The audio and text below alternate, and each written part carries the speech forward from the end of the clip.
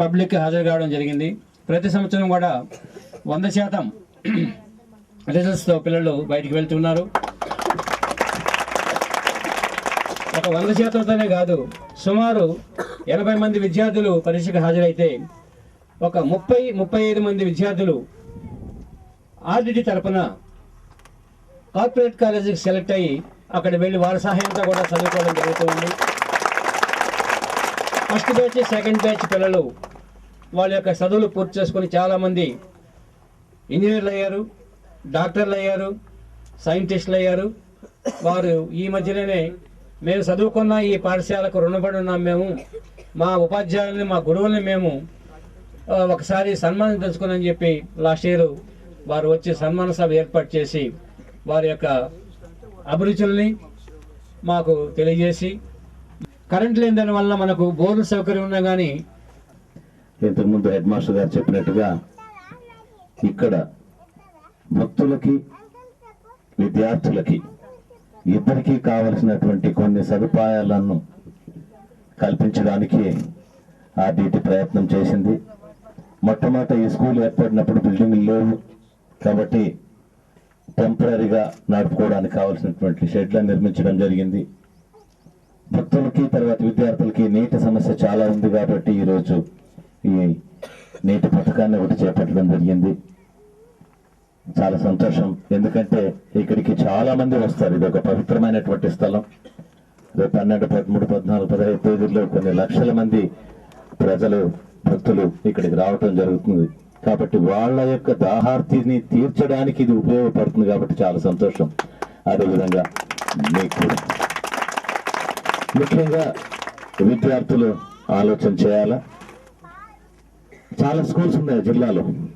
Tribal welfare schools ఉన్నాయి, SC welfare schools ఉన్నాయి, మీది ట్రైబల్ వెల్ఫేర్ స్కూల్. మీ అదృష్టం ఏమంటే ఒక పవిత్రమైనటువంటి స్థలంలో మీ పాఠశాల ఉంది. సంత్ సేవాలాల్ మహారాజ్ గారి పవిత్రమైనటువంటి పాదాల చెంత మీరంతా ఉన్నారు. ఆయన పాదాల దగ్గర మీరు నేర్చుకుంటున్నారు, చదువుకుంటున్నారు. మీరందరూ కూడా ఆ జాతికి సంబంధించిన వాళ్ళే కాబట్టి గుర్తు పెట్టుకోవాలి. పవిత్రమైనటువంటి స్థలంలో పవిత్రంగా జీవనం చేయాలి మీరంతా. దాంతోపాటు ఇంకొక విషయం కూడా ఇక్కడ చెప్పదలుచుకున్నాను నేను. ఫాదర్ ఫెరర్ ఎప్పుడు ఏం చెప్పేవారంటే, చదువు ఎక్కడ ఉంటుందో అక్కడే సామాజికమైనటువంటి మార్పు ఏర్పడుతుంది. చదువు ఎక్కడ ఉంటుందో అక్కడే అభివృద్ధి అనేది ఒక విలువ వస్తుంది, ఒక గౌరవం వస్తుంది, సమాజంలో తలెత్తుకుని నిలబడేటువంటి ఒక శక్తి వస్తుంది. కాబట్టి మీరందరూ అర్థం చేసుకోవాలా. ఒక పవిత్రమైన స్థలంలో ఉన్నారు కాబట్టి మీ సమయాన్ని బాగా చదువుకోవడానికి వినియోగించాలి. మా మాంచఫెరర్ గారు ఎప్పుడు చెప్తారు, కష్టపడి చదవద్దండి అని. మరి ఏం చేయాలా? వెరీ గుడ్, బాగా వచ్చిపోయింది మీకు, అందుకు తెలిసిపోయింది. కష్టపడి కాదు, ఇష్టపడి చదవాలా. ఇష్టపడి చదివితే అది కష్టం అనిపించదు. కాబట్టి ఇష్టపడి చదవండి. ఇప్పుడు మీకు హై స్కూల్లో అన్ని సబ్జెక్టులు చదవాల్సిందే, తప్పదు. బిజీగా ఉంటారు కానీ వారు ఏ రోజు కూడా ఒక చిన్న విసుగు అనేటువంటిది కూడా వారి ముఖం మీద లేకుండా అన్న అన్న అన్న అని చెప్పేసి మా సార్ని గౌరవిస్తూ మమ్మల్ని రిసీవ్ చేసుకొని, వారికి ఎన్ని ఇబ్బందులు ఉన్నా కూడా మమ్మల్ని మంచిగా మా కార్యక్రమాన్ని, మా సేవాగడి మీద ఉన్నటువంటి గౌరవం, ప్రత్యేకంగా మా కేశవ్ నాయక్ సార్ అండ్ వారి ఫ్యామిలీ మీద ఉన్నటువంటి అభిమానంతో మాకు ఆర్డిటి సంస్థలో మేము అక్కడికి ఎంటర్ కాగానే మేము ఒక దేవాలయంలోకి వచ్చాము అనేటువంటి అనుభూతి మాకు కలుగుతుంది, ఒక ప్రశాంతత మాకు కలుగుతుంది. ఆర్డిటి సంస్థలో ఏ అధికారి దగ్గర వెళ్ళినా కూడా మాకు ఒక గ్రేట్ ప్రెషర్ వస్తుంది. అటువంటి గొప్ప డిసిప్లిన్ తోటి పనిచేస్తున్నటువంటి సంస్థ ఏకైకమైనటువంటి ఆర్డిటి. భారతదేశంలో, ఈ ప్రపంచంలో మా కేశవ్ నాయక్ గారు ఏ విషయాన్ని మెచ్చుకోలేదు ఎక్సెప్ట్ ఆర్డిటి. ప్రతి విషయాన్ని వారు విభేదిస్తారు, దాని మీద చర్చ చేస్తారు.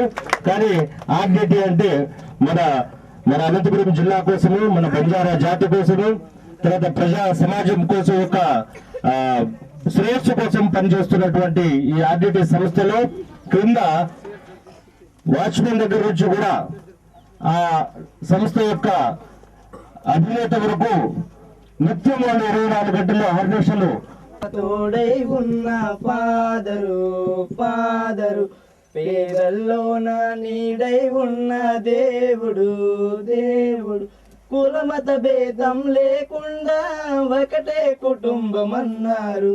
కులమత భేదం లేకుండా ఒకటే కుటుంబం అన్నారు. మన కొరకు ఫాదరు ఫ్రేనే ఇడిచి వచ్చారు.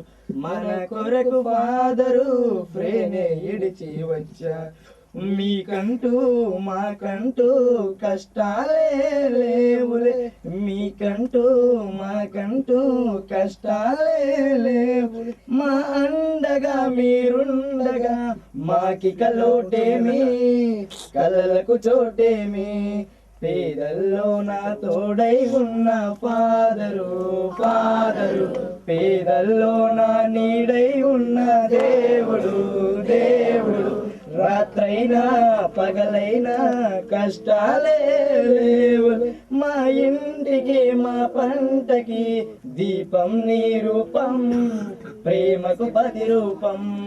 పేదల్లో నా తోడై ఉన్న ఫాదరు పేదల్లో నా నీడై ఉన్న దేవుడు.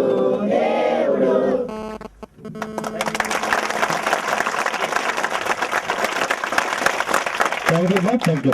ఇప్పుడు మా భవనారాయణ సార్ ఎక్కువ మాట్లాడరు కానీ సరే నిజంగా సార్ మీకు బిల్డింగ్స్ లేవు అని చెప్పేసి క్యాన్సిల్ ఉన్నటువంటి స్టేజ్ లో మా సారు హైదరాబాద్ వెళ్ళి వారం రోజులు పడుకొని అప్పటికప్పుడు ఆర్డీటీ దగ్గరికి వచ్చి ఆ భవనాలు నిర్మాణం చేయడం వల్ల మీరు భారతదేశానికి గొప్ప భారత పౌరులను అందిస్తున్నారు సార్. ఈ సహాయాన్ని మా బంజారా జాతి ఏ రోజు కూడా మర్చిపోయింది సార్. Thank you madam. దయచేసి మీ యొక్క అలాగే ఆర్డీటీ సిబ్బందికి అలాగే ప్రెస్కి నా యొక్క నమస్కారాలు. మరి ఇక్కడ ఉన్నటువంటి ప్రజలందరికీ కూడా నా యొక్క నమస్కారాలు. ఇక్కడ ఉన్నటువంటి పిల్లలకి మా ఆశీస్సులు. ముఖ్యంగా ఆర్డీటీకి సేవాగఢ్ సంస్థకి ఉన్న రిలేషన్షిప్ చాలా పెద్దది. అంకులు ఎప్పుడూ ముందుండి ఫాదర్కి ఎప్పుడు సపోర్ట్ చేస్తారు.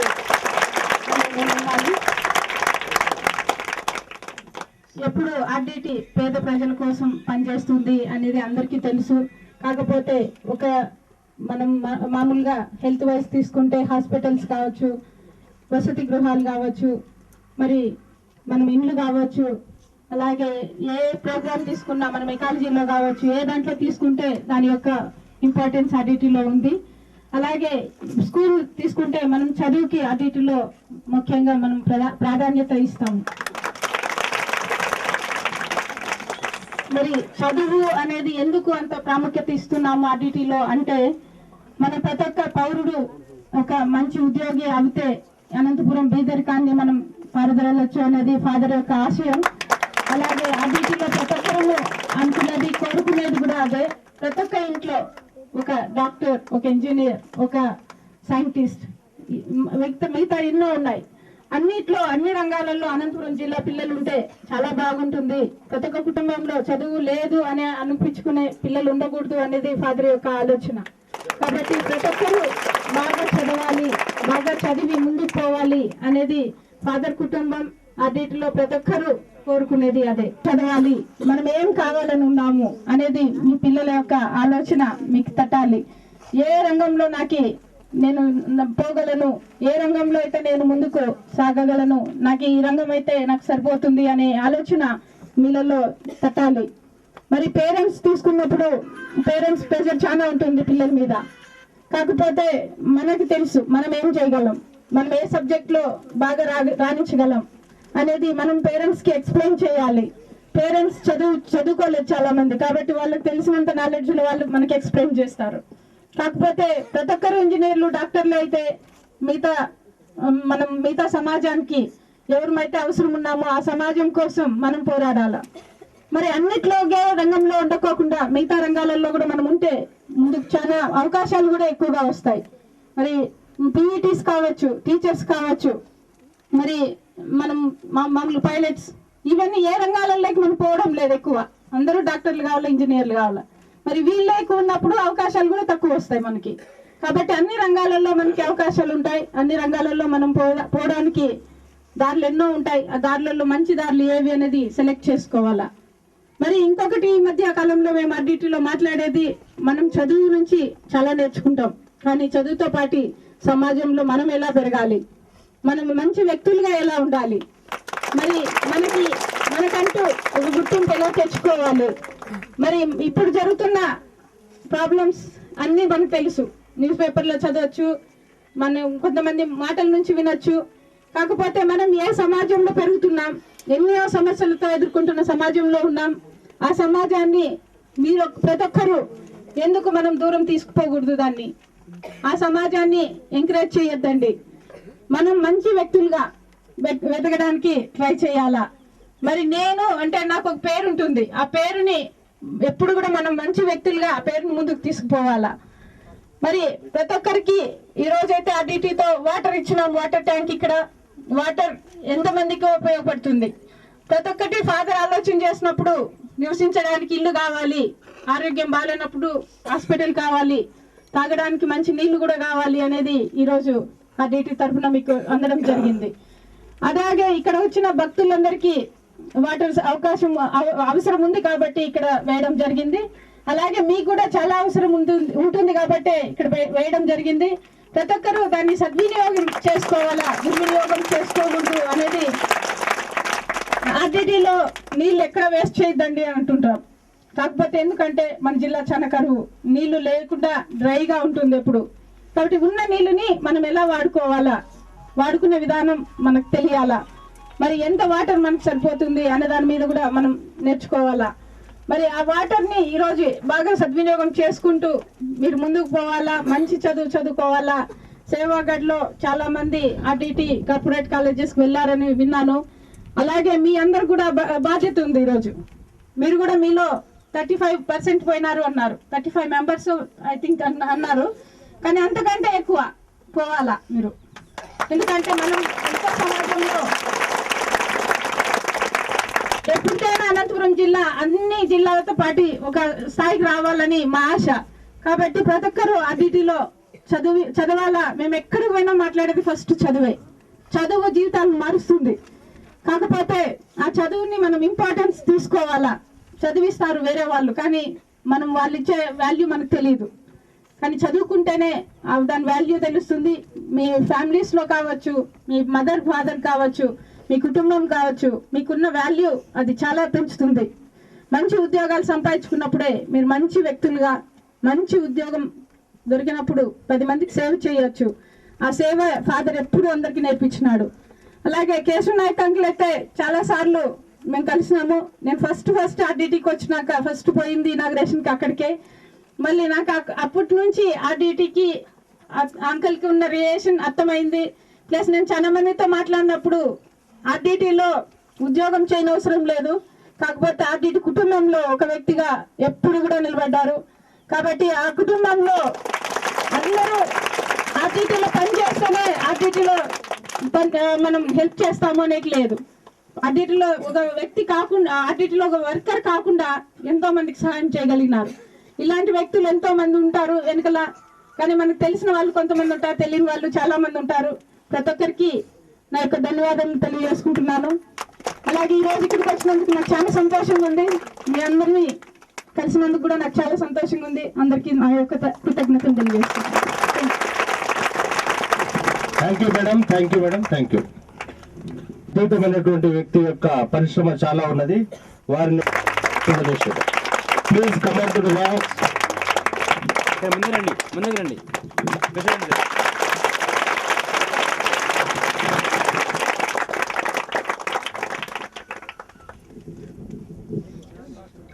విద్యార్థుల్లో ఒక్క నిమిషం ఎవరైనా మాట్లాడగలుగుతారా మీ అనుభూతిని? ఎన్నో ఫాదర్ ఫెరర్ ఎన్నో మనకి సహాయాలు చేశారు. పేద ప్రజలకి ఎన్నో తన కోరిక ఎంత సహాయం అవుతుందో అంత కనుక చేసినారు. మేము ఇంతవరకు సేవాగఢలో మేము చదువుకుంటున్నామంటే దీనికి కారణం మన ఫాదర్ ఫెరర్ అని నేను చెప్పుకుంటున్నాను.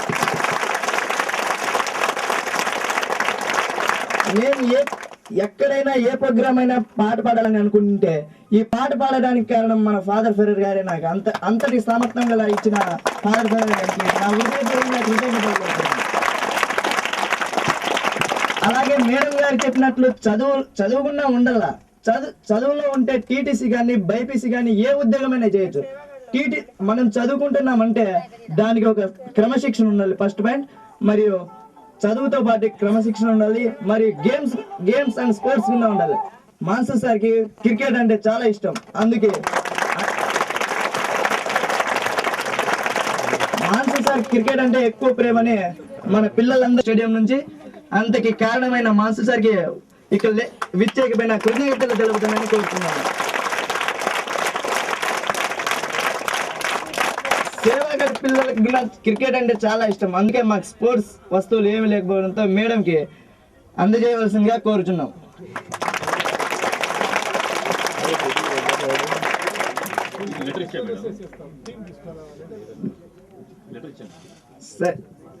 కూడా భక్తి శ్రద్ధలతోటి ధన్యవాదాలు తెలియజేస్తున్నాము. ఈ ఆర్డిటి సిబ్బంది అందరూ కూడా ఒకే మాట మాట్లాడారు. అందరూ డాక్టర్లు, ఇంజనీర్లే. అయితే మనకు తిండి పెట్టేది ఎవరు, డ్రైవర్లుగా పనిచేసేది ఎవరు, తర్వాత పైలట్ గా అయ్యేది ఎవరు అని చెప్పేసి అన్నారు. నేను ఏమీ మాట్లాడను, ఆర్డిటి సిబ్బంది ముందు ఒకటే మాట్లాడతాను. మా పాంప్లెట్ ఒకటి సర్క్యులేట్ చేయబడింది మేడం. మన ఆర్డిటి ఎంతో పనిచేస్తుంది విద్యార్థుల కోసం.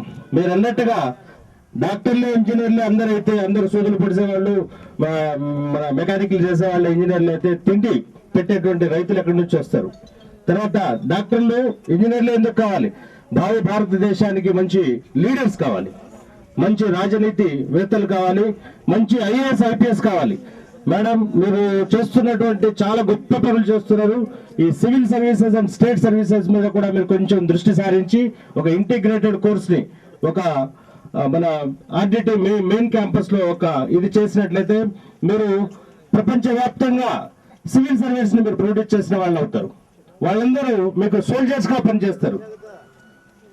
ఐఏఎస్ లు, ఐపీఎస్ లు తయారు చేయడానికి మీరు చేస్తున్నటువంటి ఈ కార్యక్రమము చాలా దోహదపడుతుంది మేడం. ఇప్పుడు మన ఈ దక్షిణ భారతదేశంలో ప్రతి తల్లి, ప్రతి తండ్రి ఏమంటారంటే నా కొడుకు డాక్టర్ కావాలి, ఇంజనీర్ కావాలి అంటే ఒకరు ఏం చేస్తే అందరూ ఆ గుర్రదారి తప్పుతారు. ఇప్పుడు ఆ డాక్టర్లకి, ఇంజనీర్లకి సాచురేషన్ వచ్చింది. మనకు స్టేట్ సర్వీసెస్ ఉన్నాయి, సివిల్ సర్వీసెస్ ఉన్నాయి. వీళ్ళందరూ డాక్టర్, ఇంజనీర్ కావడానికి చాలా కష్టపడాలి. ఒక ఐఏఎస్, ఐపీఎస్ కావడానికి అంత కష్టం అవసరం లేదు. దాంట్లో కేవలం సోషల్ స్టడీస్ సర్వీస్ సబ్జెక్ట్ ఉంటుంది. ఈ మ్యాథ్స్, బయాలజీ ఇదంతా మినిమం పాస్ మార్కుల కోసం ఉంటుంది. కాబట్టి దయచేసి ఒక సివిల్ సర్వీస్ ఇంటిగ్రేటెడ్ కోర్సెస్ ని చేయండి మేడం.